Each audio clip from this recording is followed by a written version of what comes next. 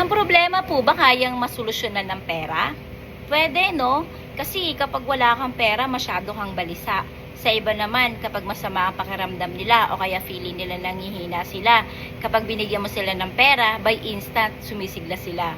Pero alam niyo po ba na may mas epektibong solusyon sa lahat ng ating problema? Ito po ay matatagpuan sa Book of Philippians chapter 4 verse 6 to 7 at ang sabi, huwag kayong mabalisa sa anumang bagay. Sa halip, hingin nyo sa Diyos ang lahat ng inyong kailangan sa pamamagitan ng panalangin may pasasalamat. At ang kapayapaan ng Diyos na hindi maunawaan ng tao ang mag-iingat sa inyong puso at pag-iisip. Ibig sabihin, itugon po muna natin ang lahat ng issue sa ating buhay sa ating Diyos. Hindi man natin agad matanggap ang immediate answer sa ating mga prayer, pero ang pangako ng Diyos ay meron na siya agad paunang tugon sa inyong mga panalangin. At iyon po ay ang kapayapaan.